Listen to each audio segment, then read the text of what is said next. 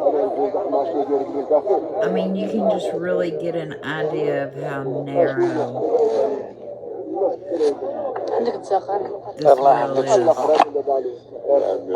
this well is. And it just has to be terrifying. They have got food, water, oxygen, and a speaker down to him so he can hear his mom's voice.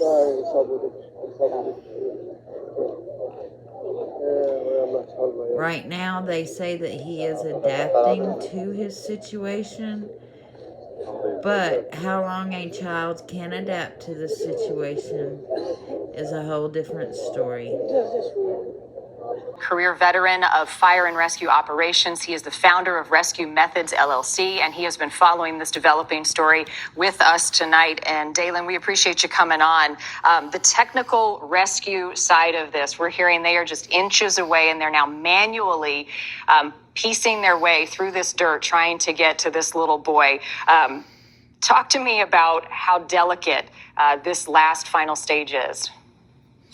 Yeah, the election to create a horizontal pathway to the victim through earthen, or what we would call trench excavation and trench rescue-based applications, is really dangerous. It's one of the most high-risk applications you could make.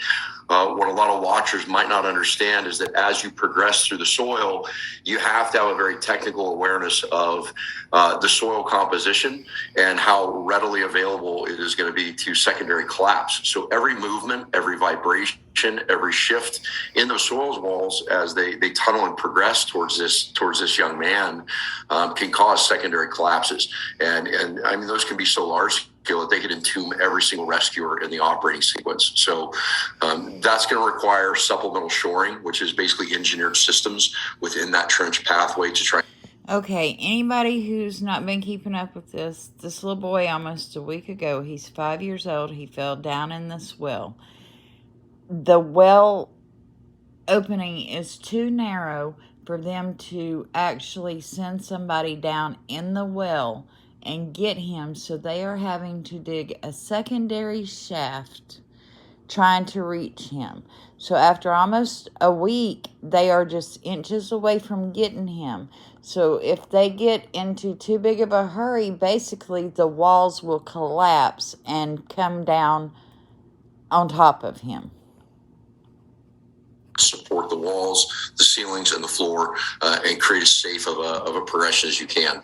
Is this the best way to get him? I mean, based on what you're seeing right now, digging this one tunnel and then horizontally going over, is there any other way to do it?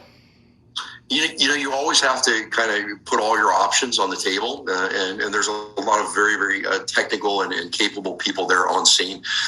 You can see visibly from the diameter of the well, it's incredibly confining. It would be a very, very challenging vertical rescue. So I'm sure they've conducted reasonable soil assessments, and, you know, based on the options that they have, you can see they brought a lot of resources in to help move earth, support the operation of an effective trenching sequence, and they seem to be progressing through it well. They haven't had any secondary shifts that we know of yet. So. And our fingers are crossed for them, yeah. They're worried about landslides. The other thing, Dalen, is they've sent some water, some food down. They don't know if he's been able to eat or drink, oxygen as well. I wondered, can they communicate with him? Can they talk to him? Can he hear his mom's voice?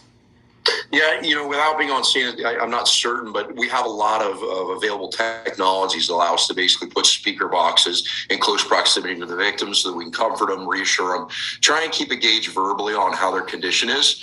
You know, we can tell a lot by how a victim is doing, by how they respond to questions. And obviously the clock is ticking for this child.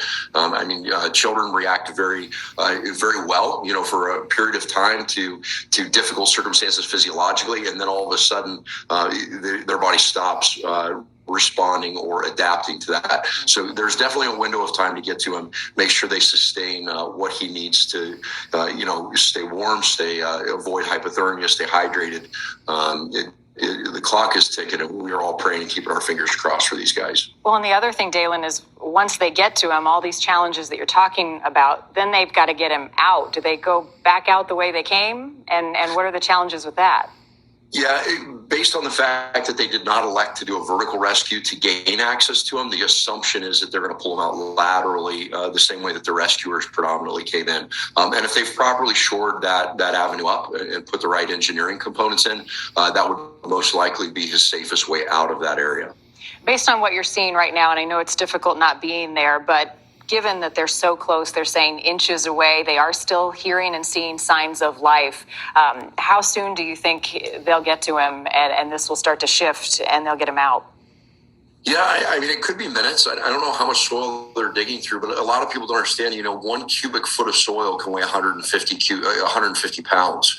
Soil is very, very dense, very heavy. So as they're working through that, it takes a lot of physical labor, and it takes a lot of, assembly chain basically to relocate that soil as they're trying to move it away from the access point to the young man. I'm down there now for more than 76 hours after falling in earlier this week. Since then, crews have been working around the clock to get him, with a crowd following every move. But there's been plenty of challenges.